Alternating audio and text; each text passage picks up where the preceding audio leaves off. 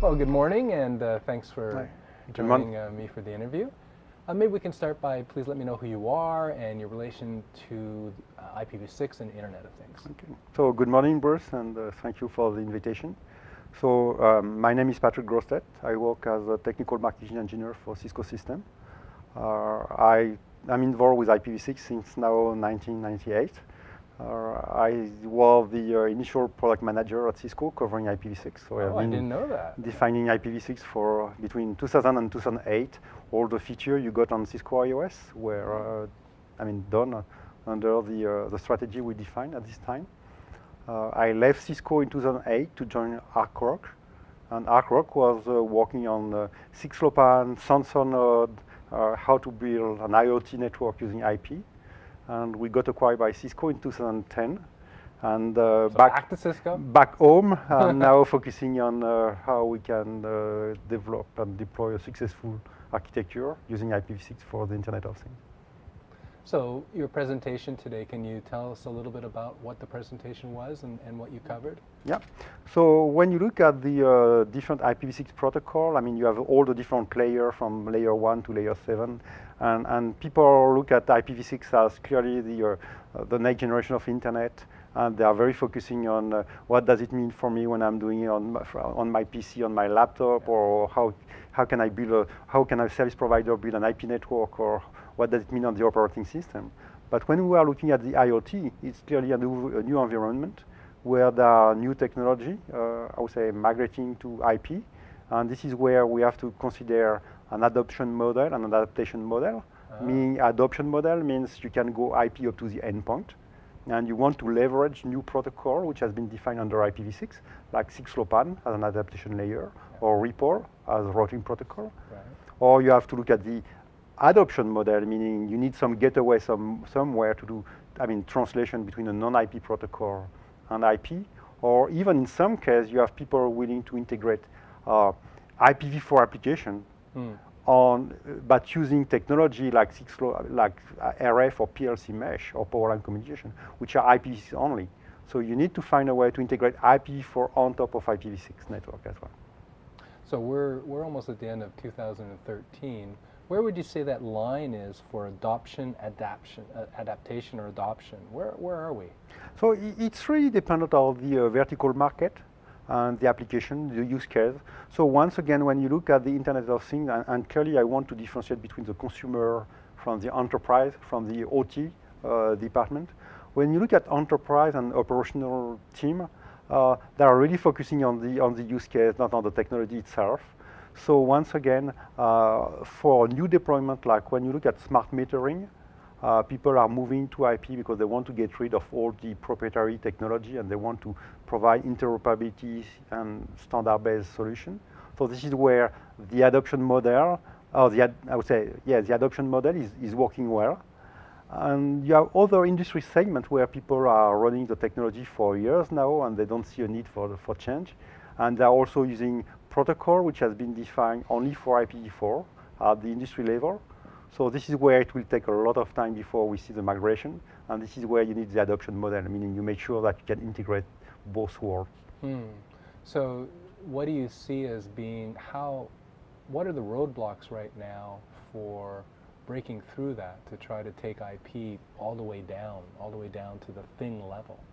I think the key thing is, like always with IPv6, education. Yes.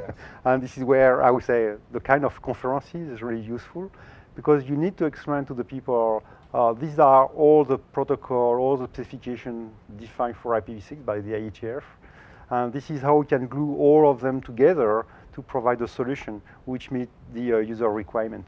And the keyword is education, because you have to make sure that the people learning the technology at university or the people working on the lab developing product, they can get the technology, they can build a solution, and at the same time you need the marketing umbrella going to customer, explaining this is what the solution will bring as a benefit, how you can manage the network, how you can introduce security, all the key components which really match the expectations from the end user, because don't try to talk about IPv6 to the OT guy, I mean, they don't really care. Yeah. They really care about the operation and be successful on doing that. Yeah, and something that comes to my mind is the IETF that you mentioned, and looking at all the standards. They do a really good job on each compartment, but the Internet of Things is very much more an integration. It's very much more a system almost. And Yeah. is there a missing, how do you learn that, or is that just kind of hands-on? And there seems to be a system kind of gap there in information, Okay. or is there places where people can go? This is a little bit challenging, because when you look, and once again, I want to focus on the OT side, the operational team. All the protocols are defined by standard bodies like the IEC and other, where you have industrial protocol. And most of the time, these people are really focusing on the application, the use case, and the upper layer at the application, while the IETF or IEEE or ITU are always focusing on the lower layer. So this is where it's not easy to glue all together, and this is where I think the community is very helpful, and the conference and the white paper and all the, I would say, deployment and pilot can show what the technology can bring to the market. That, I would say, the best way to educate people. Kind of like a layer on top then. Yeah. Yeah. Okay, well let's say that I'm an engineer, or I'm at a company, and we're decided to develop an Internet of Things application. What's your advice on the networking side for today? Again, being near the end of 2013. I would say first, be agnostic in terms of technology. And once again, if I look at one of the requirements for operation, people are looking at solutions for the next 15 to 20 years. And just be realistic and be aware that any technology will evolve over time. So you have to look at the architecture level, so you can replace component without changing the whole application.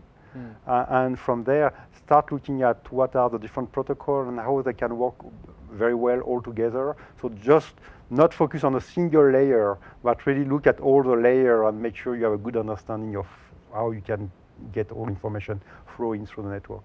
I like that. So focus on the architecture and design the architecture in such a way that there's components, that the components can be replaced over time as necessary? Exactly. And don't forget management and security when you do product deployment. Security always seems to be that. That's right. We have to do security and management. That's on the operational side. Yeah, but this is where, once again, I want to differentiate from the consumer IoT and the enterprise IoT. If you look at energy or oil and mining and gas, all of those are critical infrastructure. So there is no way you should be deploying a solution without security embedded from day one. Of course. So what do you see? I mean, you've brought that up a few times, the consumer versus the industry. What are the big differences between the two? I mean, is the consumer that, I guess it's more of a usability? I mean, what are the big differences for IoT? I would say the big difference to me, it's a consumer will be one product you can buy in any mall. And from there, I'm pretty sure you will play with your iPhone or Android phone, and you want to get access to your data. And you don't really care if the data is shared over the internet or who can get access to the data. And you don't look at scalability either. Right. When you look at the operational technology, like, for example, smart grid deployment, if you have 2 million meters and you have to bill each customer using the meter, and you want to monitor the energy quality, you need to think about, okay, how can I operate such network? Because it's a closed environment. It's owned by an enterprise, but at the same time, the size is like a service provider, and you may not have the team inside, and you will be mixing different technology. And clearly, remember that this is the area where the network itself is just there to transport data. I mean, the OT guys, they don't care about the network. They just want to make sure they can perform their task. So this is clearly where I see the difference. Scalability, the operation.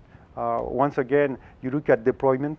You don't want to send a certified engineer to put an IP address on a given device. It has to be automatic. And that's all the key difference between the consumer market and the enterprise one. On one side, you have one device, one user. On the other side, you may have million devices managed by a very small team.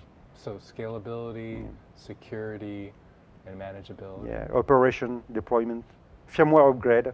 Something very important. It will be. I mean, if you look at the IT industry, we are used of the hardware will change every 5 years. I would say the software will change every 6 months, 2 years. But when you look at the OT industry, hardware will be there for 15 years, 20 years. Firmware upgrade should be very rare. So you need to look at all the consideration, all the requirements to build your solution. Well, that's great advice. Thank you very much for the interview. Thank you.